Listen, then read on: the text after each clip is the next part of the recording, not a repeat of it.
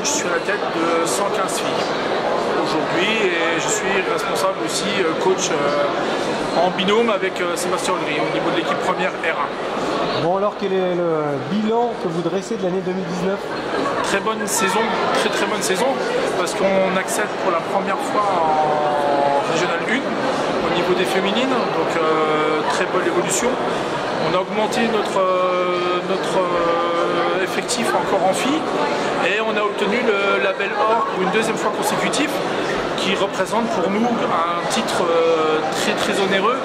Pourquoi? Parce qu'on est le seul club amateur en Lorraine, sur la région Lorraine, à l'avoir. Donc c'est vraiment très bien pour nous. Bon, en mars il se passe un événement là. Allez, en mars, ceux qui veulent venir voir du foot féminin, le SRD K reçoivent le Racing de Strasbourg qui est première de R1, qui vise la montée en Ligue 2, qui sont encore invaincus. Donc le 8 mars, je vous souhaite à tous de venir nous soutenir dans ce match de gala. Vous êtes un club qui avait obtenu le label or, c'est ça? Oui, tout à fait. On le reçoit pour la deuxième fois consécutive. Donc en fin de compte, le label or, c'est une distinction de plein d'activités et de l'effectif de nos éducatrices et éducateurs diplômés et des activités hors foot. Donc en fin de compte, peu de clubs l'ont et nous on peut se vanter de l'avoir 2 fois consécutivement cette année. Donc on l'a eu pendant 3 ans et on l'a de nouveau pour 3 ans.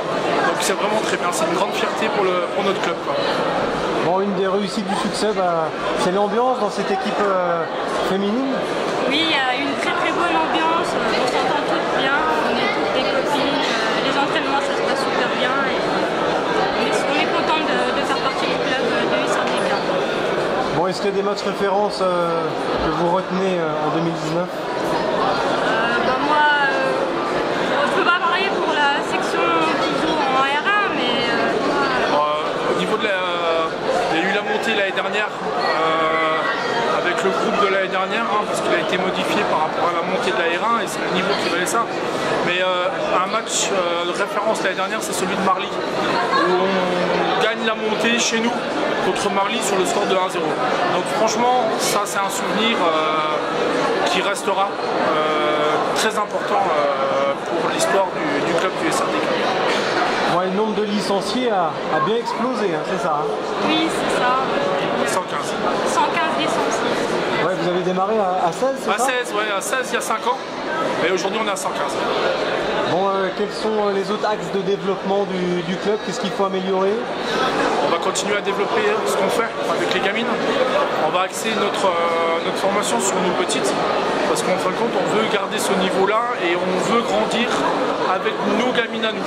Donc en fin de compte, on a changé notre modification au niveau de l'entraînement, au niveau de la gestion des filles, pour pouvoir atteindre le plus rapidement l'objectif R1 pour certaines. Donc en fin de compte, encore beaucoup de travail. Et on veut continuer notre développement du foot féminin et prendre du plaisir comme on le prend encore aujourd'hui. Il y a un peu de public à Saint-Dié? Ouais, beaucoup de public. Beaucoup de public. On a quand même, sur les 83 filles, on a quand même des gamines qui viennent voir nos matchs. On est beaucoup soutenus par les garçons aussi, au niveau de l'équipe senior garçons. Et on a énormément de parents qui nous suivent.